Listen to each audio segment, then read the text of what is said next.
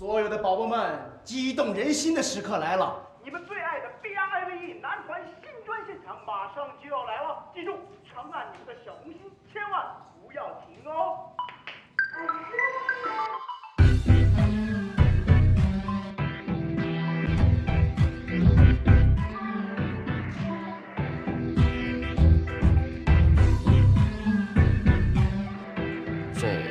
这还是电台？多媒体时代，谁不柔，谁不义呀？哎呀，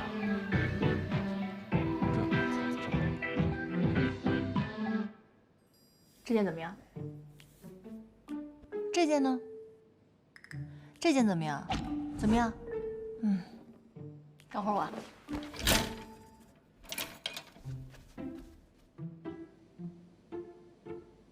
哎呦，这件我不行，我穿不了这种风格的。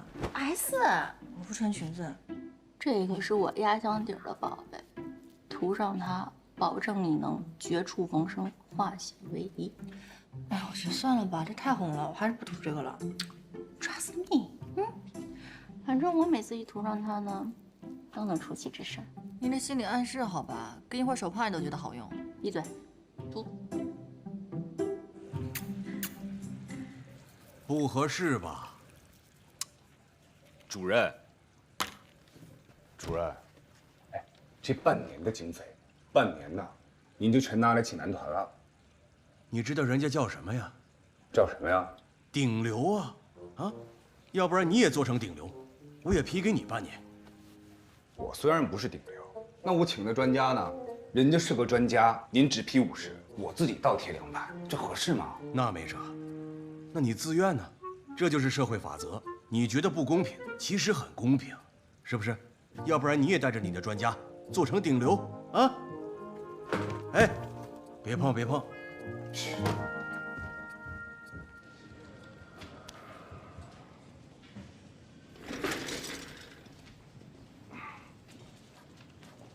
爱的，帮我看一下报表呗。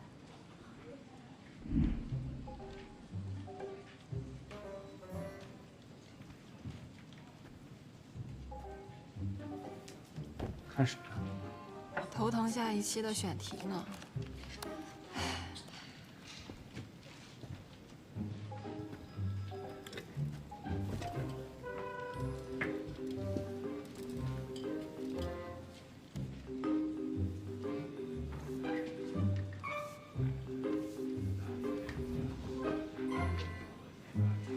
强哥，干嘛呢？怎么了？你今天看着有点不太正常。是啊，看你这表情，不知道的还以为你在这儿等女朋友呢。咱们这么不容易找到了一个厉害的心理师，咱们是吧？我这个是全方位的在展现我的诚意。哦，那钱哥，我的镜子什么时候可以还给我？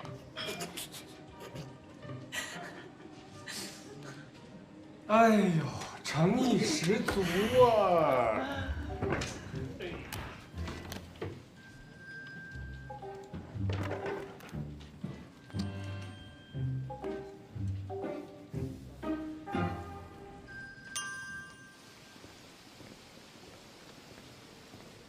哎，您好。你好。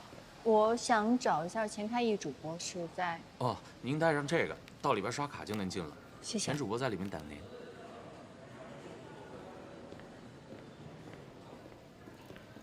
哎呦，不好意思啊。啊，没事没事，就我自己不小心，该我说对不起。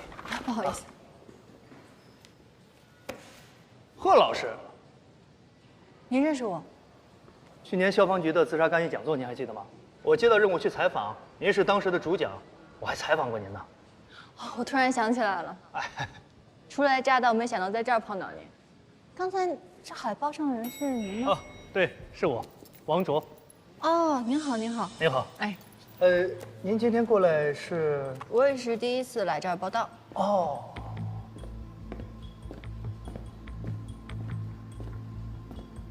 开业。来的正好，给你介绍一下。不用了，这我的人。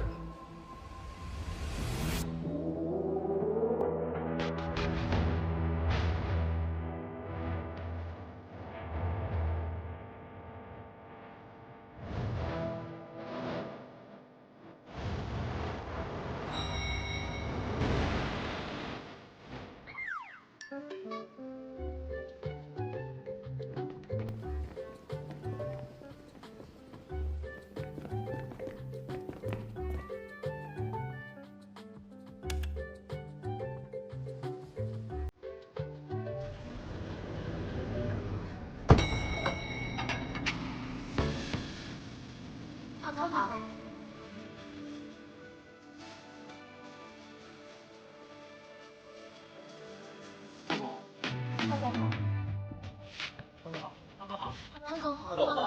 汤总，夫人在等您。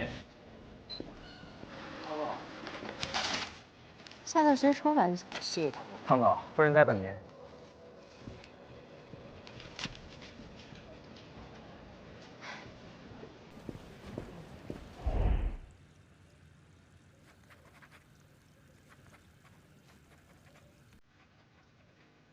专家。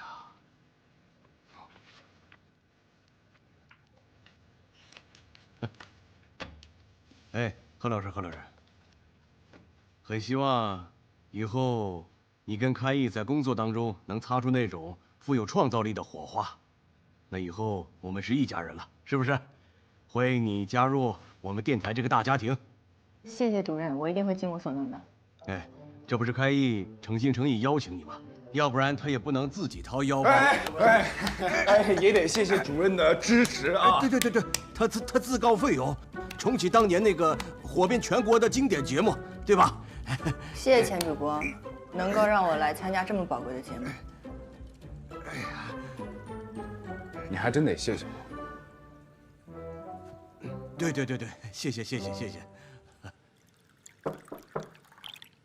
夫人，今天怎么这么有雅兴来指导工作呀？几个月不见，你还是这么容光焕发，一点都没变。我记得你喜欢喝岩茶，曹总这儿老水仙专门给您留着。啊，不用了。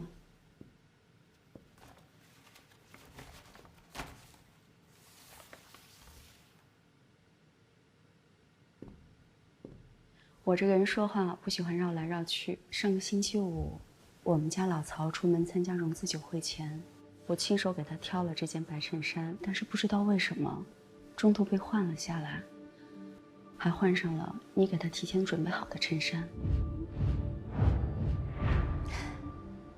夫人，您误会了。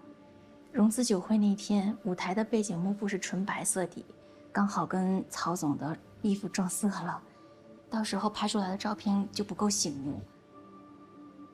我作为第一秘书，肯定是有责任和义务全方位的协助曹总树立他的职业形象嘛。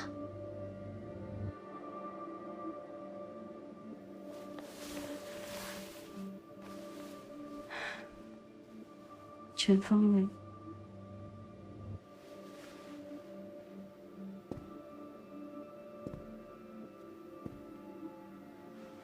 这也是你的义务。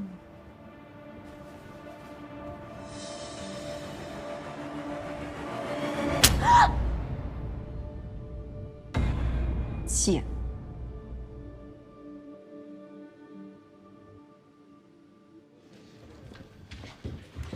这就是我们平时办公的地方。钱主播好。哎，我来给你介绍一下同事们。欢迎心理专家赫顿正式加入我们的团队。助理韩青，编导东子，你好，编辑小丽，贺老师好。歪彩张淼，熊俏，我们的制片人，节目的运营和外宣的赞助都是他负责。你好，那天晚上见过的。我记得，白天看到你更漂亮了。哪有？是你嘴甜吧？欢迎加入我们。谢谢。那我带你去直播间看看。好。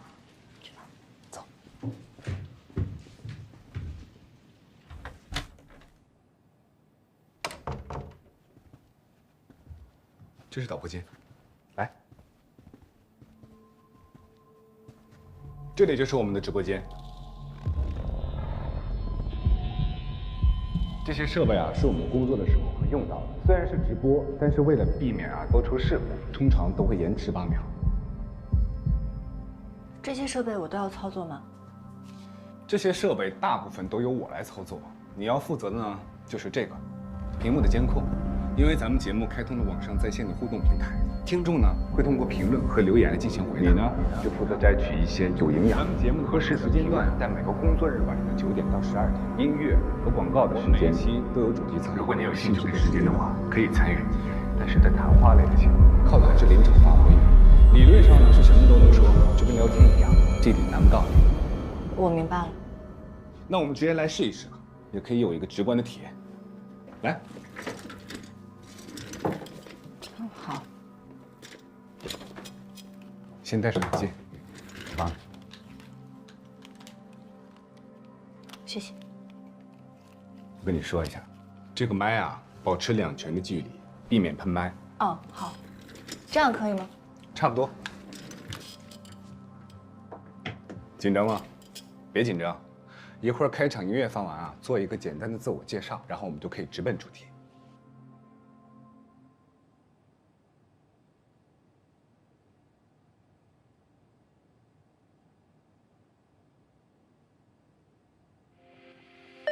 各位听众，你们好，这里是海丰国际广播电台都市情感心理节目《心扉夜话》，我是你们的情感聆听人阿易。别愣神儿啊，我说完之后就是你了。哦，我是你们的情感聆听人阿易。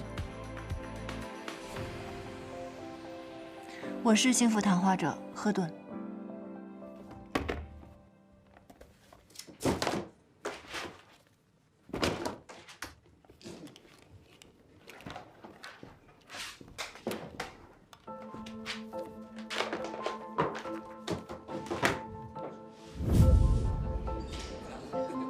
祝咱们集团融资顺利，恭喜恭喜恭喜曹总！这边请。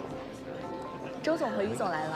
啊流程都安排下去了吧？他们好。啊，你好你好，好久不见。开始前10分钟记得再请求我一下。好。周总、于总，好久不见。曹总知道今天你们要来，特意准备了几份礼物，我让助理带你们去看一下。好的好的，那我们一起看看呗。待会儿见。那你们先聊着。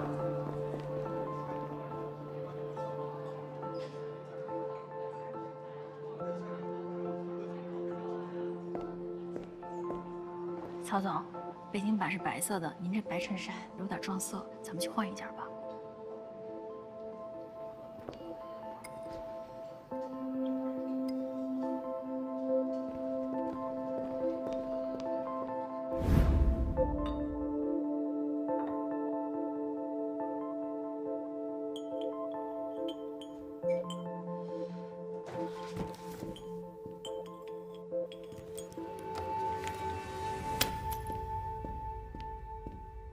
贺老师你好，可以这么称呼您吗？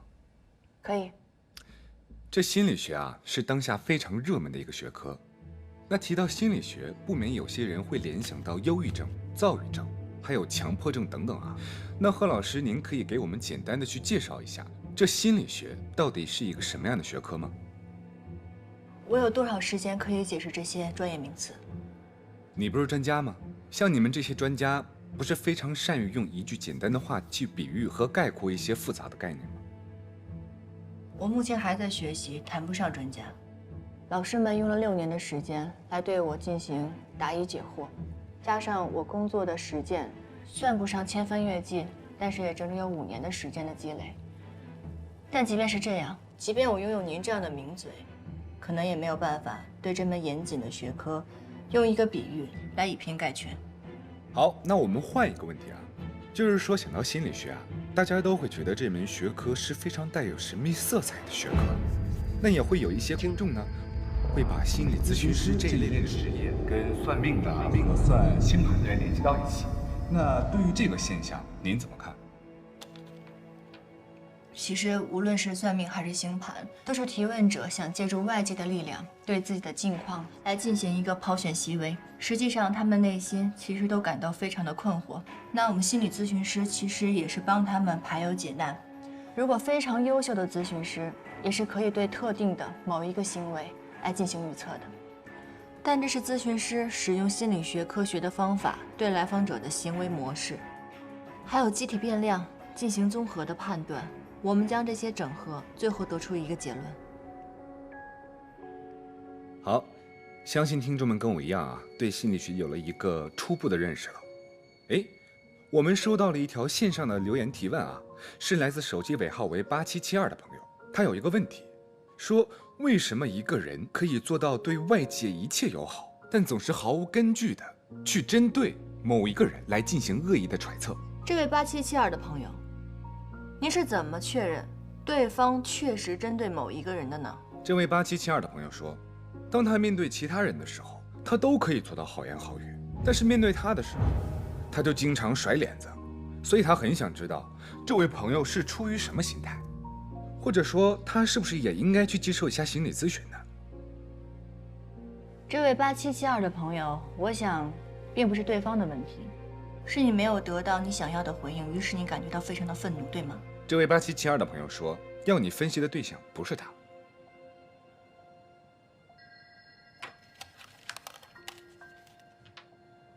这位8772的朋友，通常来说，心理咨询师只接受本人的咨询，任何人不能代替。当然，如果你觉得非常的愤怒，你没有办法排解，甚至影响到你正常生活，那我觉得应该咨询的人是你自己。何老师，何老师，何端，何端。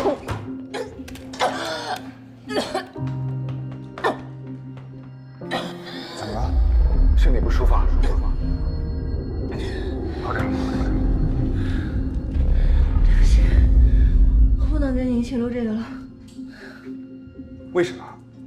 如果要是因为刚才的事情我向你道歉，我就是跟你开个玩笑。再说这个问题也不至于你这么生气吧？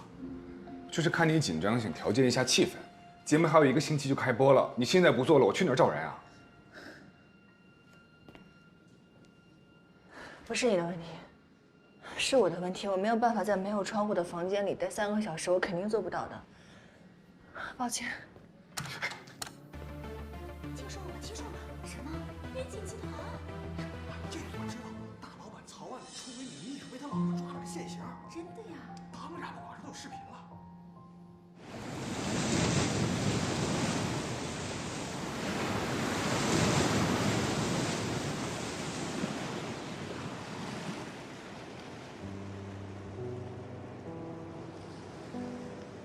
喂，妈。你说什么呀？好好的工作，你怎么就给搞黄了呢？现在网上传的到处都是，以后还有哪家公司敢用你啊？哎呀，真是作孽！妈，咱现在能不提这事儿吗？烦着呢。你还烦？你有什么好烦的呀？啊，好好的工作，你非要搞七搞八的干什么啦？妈，你放心，就算你女儿我饿死，也少不了你的，好吗？行，这是你说的啊，挂了。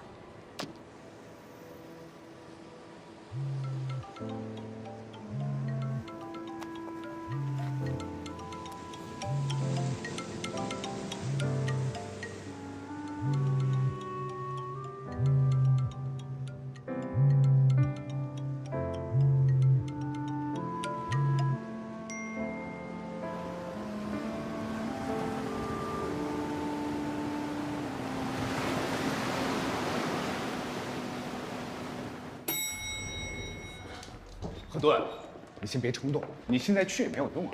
你这个节目我真的做不了，你别在我身上浪费时间了。不，你先别着急下结论，你再给我几天时间，我来解决好不好？你到底要干嘛？以你对汤丽的了解，她绝对不会做这种事情，对吗？当然。我认识常传梅，严格意义上来说呢，也不算认识，就是我在时间访谈的时候给她做过专访。常春梅可不是普通的贵妇人，她曾是云锦集团的2把手。现在的云锦集团是他陪着曹万里拼了几10年才拼回来的，直到去年才隐退。你的意思是说？我的意思是，如果丽丽不是这样的人，不是，我当然相信丽丽不是这样的人。如果她没做这个事情，那像常春梅这种叱咤风云的女强人，她会失察错杀吗？还是说，她根本不在意真相是什么？她专访的视频还有吗？有。现在已经不是打价格战的时代了，它只可能对于消费者首次购买具有吸引力，但是产品本身的质量才能够决定消费者是否会选择继续购买。那您对于现在年轻人打卡拍照这件事情是怎么看的？年轻人好像对于产品的要求会更高，我不知道您是不是这样。当时播出的几集都在这儿，我已经跟同事打好招呼了。那我先去办点事儿，你有什么需要呢，就找青青。好的。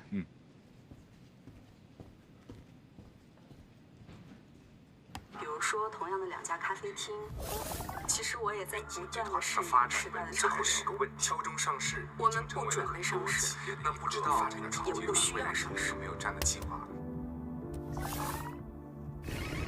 我们不准备上市，也不需要上市。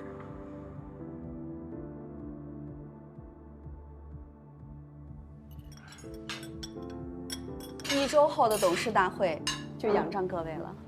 常总您抬爱了，是您瞧得起我们呐，我们一定会全力支持您的回归。是，来。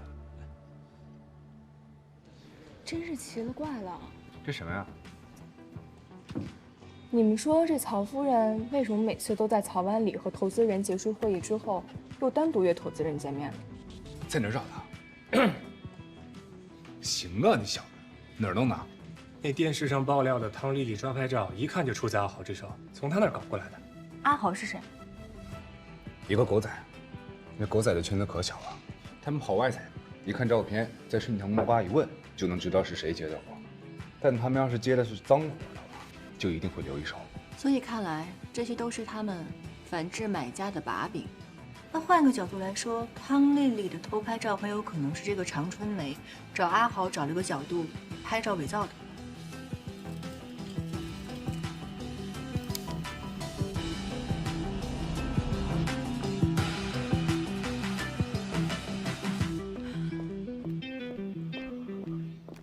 常总，您认识汤丽丽吗？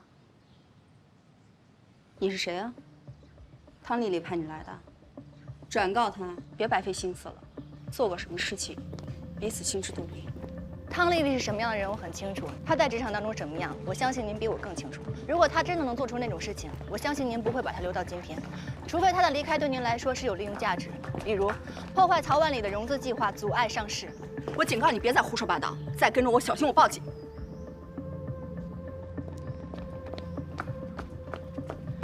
如果下辈子再给我一次选择的权利，我依旧会选择做女人。正是因为那些冷眼、不公、偏见，让我有了用不完的斗志跟力量。这是您写在自传当中最后一句话。你到底想说什么？在您的自传当中，完全避开了跟曾经行业龙头竞争赶超的过程。可这一部分不正应该是自传当中最精彩的部分？所以我查阅了曾经行业龙头的资料，我发现，您居然曾经是这家公司的一员。那又怎样？所以您的发家史更像是一部复仇史。在您经历中空白的10年，是在为一家公司苦心服务的10年，但您却在公司上市的前一夜倒在了内部斗争当中。所以，您带着职场的人脉离开了，与曹万里建立了今天的帝国。我想这就是为什么您跟曹万里的意见相左，反对企业上市的原因了。我们不准备上市，也不需要上市。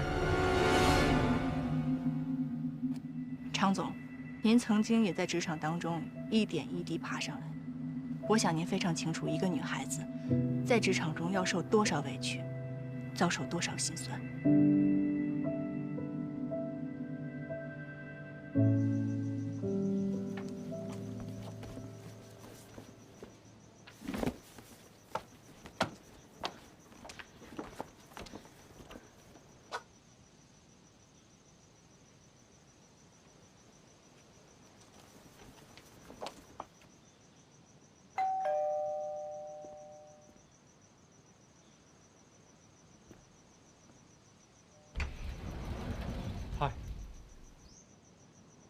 忙吗？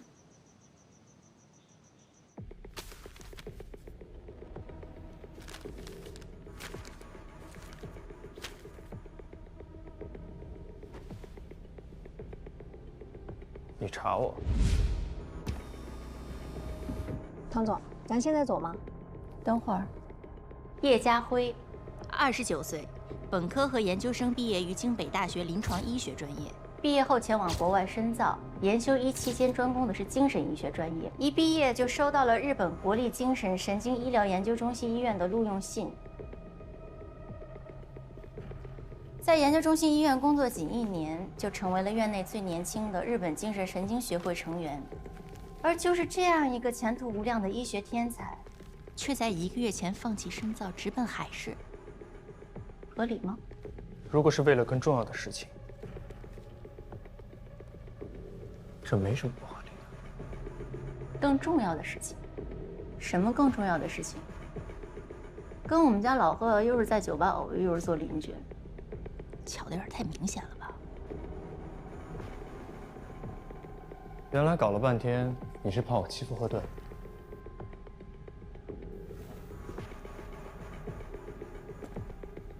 我警告你，你要是敢对我们家老贺打什么歪主意，我汤丽丽第一个不放过你。我奶奶这2年身体不太好，总是叨唠着让我回海市，不肯跟我出国，我拗不过她，所以只能找一个折中的办法，搬到离她最近的地方，方便照顾她。这是我奶奶养老院的位置，离这只有700米。这算不算是更重要的事情？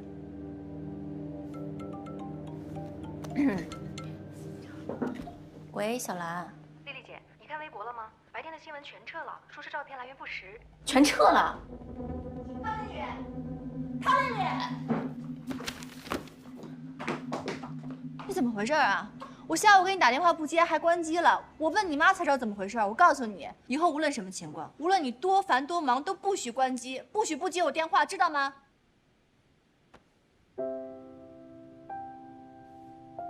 这是干嘛呀？怎么了？谢谢你了，贺。啥乖啊？乖啊，都过去了，没事了。啊，我看看。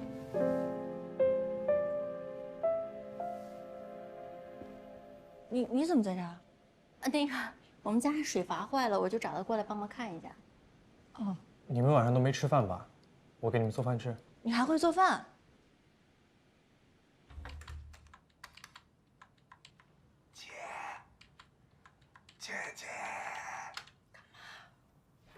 姐，你怎么在这儿啊？找你半天了。审节目呢，没看见吗？没什么事儿啊，就是想问一下，咱们还有空间大一点的直播间吗？最好是有窗户的那种。有，时间访谈那间，干吗？还有别的吗？哥，我现在上哪儿去给你找直播间啊？还要带窗子的。看看自己的收听率，有资格提那个要求吗？我这不就是因为自己人微言轻才来找师姐的吗？主要是时间访谈那一间也是高层封窗的，也不行。干嘛呀？突然还来这一出？没什么，就是赫顿他不太适应这种封闭的空间。幽闭恐惧症啊？他没说。哎，不过我觉得你这么一说，确实有可能。再想想办法呗。倒是有间破花房。花房？前几天呢，领导还让我招商盘活一下他。花房好啊，姐，你看还能打破咱们电台的传统模式，既复古又摩登。咱们直播间、导播间也用不了那么多地儿，再找一个咖啡厅入住，还能把地儿给盘活。你这主意不错啊！谢谢姐。谢什么？我答应了吗？周五节目开播，赶过去。得嘞，师姐出手，啥都有。最后一道菜，寿司。谢谢佳辉，这也太辛苦了。庆祝我们成为邻居的第一顿饭，不辛苦。会做饭的男人在我这儿会加10分的，那我就帮你把这10分记老何账上吧。哦，丽丽这个人就爱开玩笑，你别介意啊。她这个人脾气又急又直的。看出来了，着急你的人生大事。懂我哎。哎，老贺，你别说，明天我一不上班，心里还挺放松的。没看出来啊，你不太像能放松的样子。丽丽为云锦付出了很多，说放松是真的，说放不下也是真的。其实我很清楚，我就是曹总和曹夫人利益斗争的牺牲品。但是我在云锦这2年，曹总很器重我，虽然我的简历并不漂亮，但是他给了我很多机会。所以企业的发展需要一个牺牲品，这事儿我认了。虽然曹夫人撤了新闻，但忠诚以待的曹万里明知道你是被冤枉的，却一句话也不帮你说。你打算就这么算了？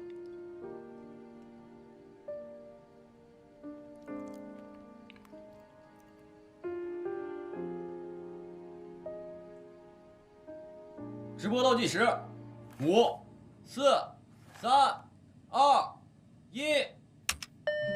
各位亲爱的听众朋友，大家好，这里是海丰国际广播电台，您正在收听的是今天的情感驿站，我是你们的主播钱开义。谈到女生们的友情啊，尤其是女生们口中说的闺蜜，在当今的社会呢，它似乎成为带有一些讽刺色彩的贬义词，什么闺蜜抢男友、闺蜜借钱不还、闺蜜 P 照片只 P 自己等等，甚至还有网友调侃道，说女生的友情特别像塑料花，特别假，但是永不凋谢。所以女孩子们的情感真的这么不堪一击吗？当然不是。女孩子们呢有塑料姐妹花，男人们也有塑料兄弟情，所以塑料呢是不分男女，分的是真心与人品。这里有一个 ID 叫爱吃麻辣烫的朋友，他说真正的好朋友不是杯弓交错的恭维，而是患难相知的胆魄。我很好奇你们两个是怎么认识的？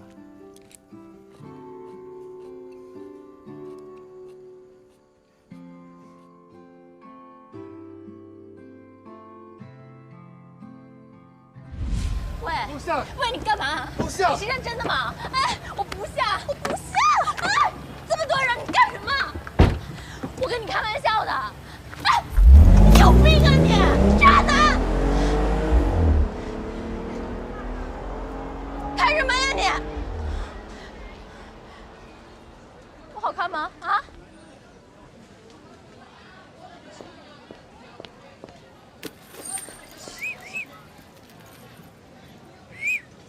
老板，2瓶酒。好嘞，来2瓶啤酒。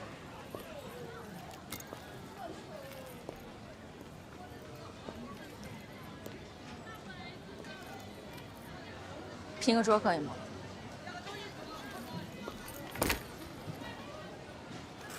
谢谢啊。那俩女的长得不错啊，在这喝酒。一会儿还你。要不聊聊啊？你喜欢什么呢，大哥？人家能看上你呢？我说咱试一试呗。哎，咱就整文的，打打闪，啊，是吧？一看这女的真够轻佻，是不是？帮她把给甩了呗。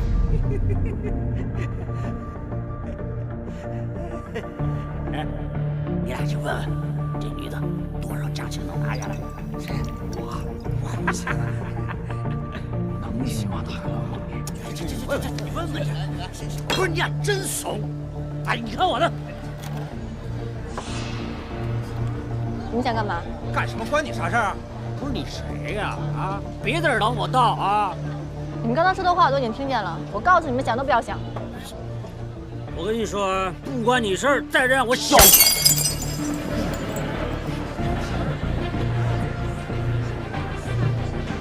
给你10秒，滚！欺负女孩要不要脸啊你？再不走的话我报警啊！要不想进局子，赶紧走。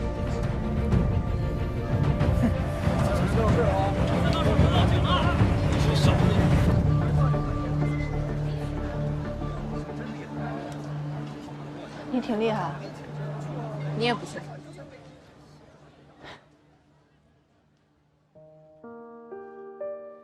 真正的好朋友，是落寞的时候挺身而出，是真心给予彼此最强烈的喝彩，不嫉妒对方成为更好的自己，是看穿了彼此的脆弱与不堪，却依然愿意用力的去拥抱对方，是千千万万来了又走的人里，我最懂你的感受。喧嚣城市回归寂静，灯火阑珊，我仍和你把酒言欢，促膝长谈。谢谢啊。嗯，谢谢。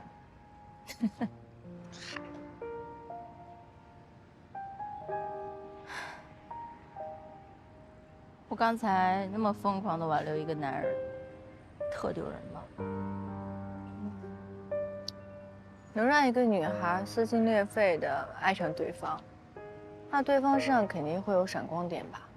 他是不是有闪光点？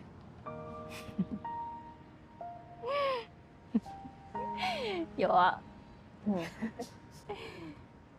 有钱啊！我就是喜欢他有钱啊，虚荣吧？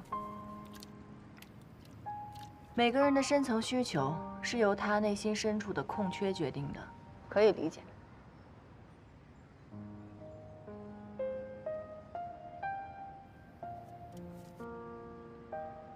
没错，我就是小的时候穷怕了，长大后就拼命的想弥补。有句话你听没听过？叫钱不是万能的，但是没钱是万万不能。命这个东西啊，人生下来就注定了。一个人一个活法，我这辈子估计也就这样了，没办法。有办法。我是说有办法能让你好起来。给你2个选择：一，让我成为你的心理咨询师；二，让我成为你的好朋友。选2。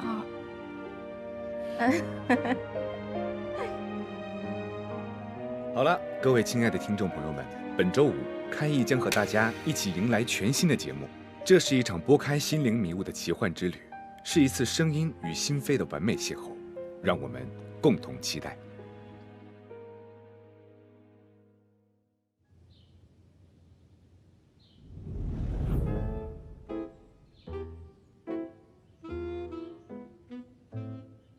好家伙！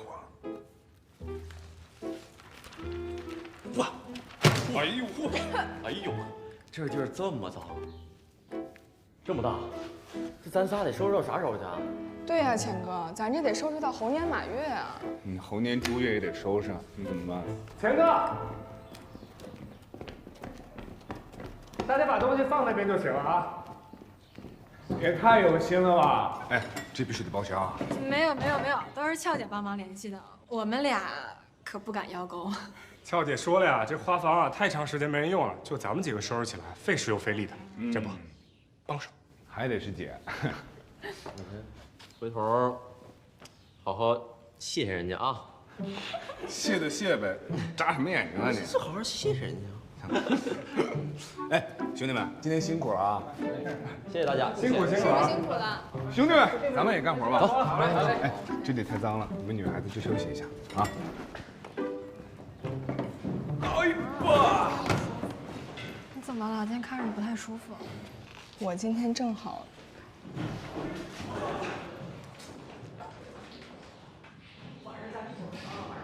你看，这美柚提醒的还挺准时的呢。这么好用，回去我也下一个。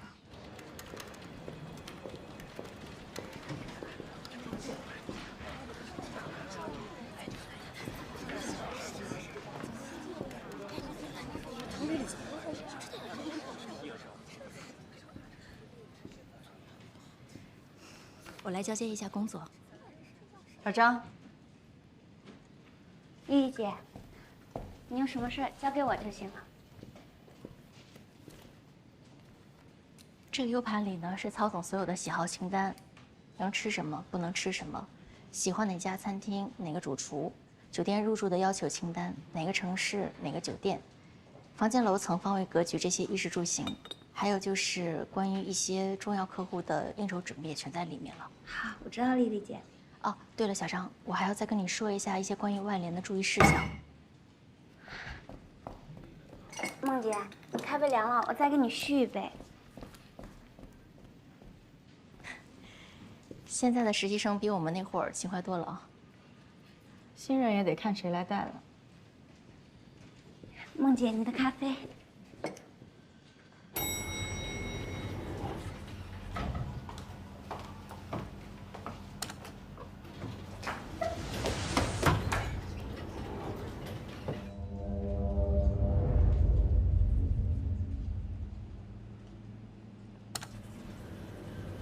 高于行业的收入，动辄上亿的谈判，副总级别的生活配置，换我也不愿意拱手让人了。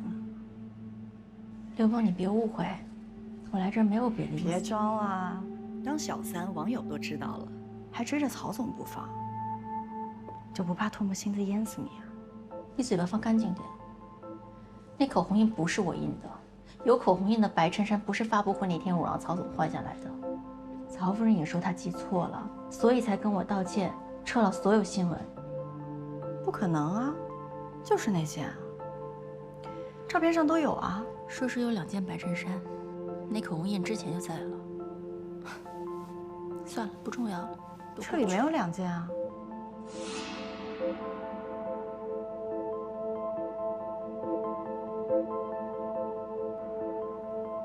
我没有说在车里找到的呀。